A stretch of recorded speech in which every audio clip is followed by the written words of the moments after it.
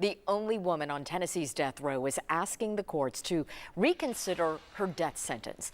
Christa Pike was convicted in 1996. She and two other people tortured and killed 19-year-old Colleen Slemmer. 10 News reporter Ryan Connors explains what the move means for the family of the victim and what happens next. Ryan?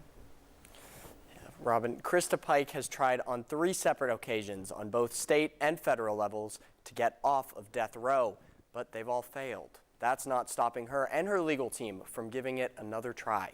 Colleen's family says more than 25 years later, they're still looking for closure. They're not even caring about the victim, and they need to, because this is really, really hard on the family.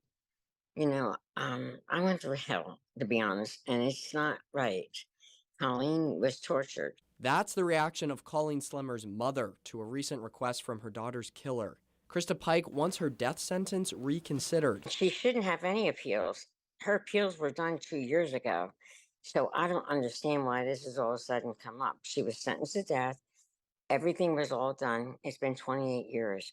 The request asks the state to reevaluate how Pike was sentenced. Her lawyers claim her age and mental health weren't taken into account at the original sentencing. Pike was 18 years old at the time of the killing. Her lawyers say her brain wasn't fully developed. If a person's mental capacity is so limited as to be defined as intellectually disabled under the law, it is considered cruel and unusual punishment for the state to seek the death penalty against that person.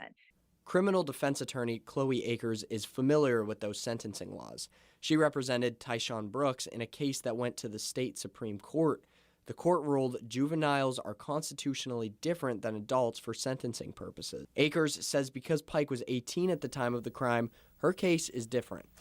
The day that someone turns 18, they become the subject matter of the jurisdiction of adult criminal court in this country. Now, Robin, as far as what comes next, the court's going to hear from the state before they rule on this new motion to bring back the appeal. All right. Ryan, thank you very much. We appreciate it.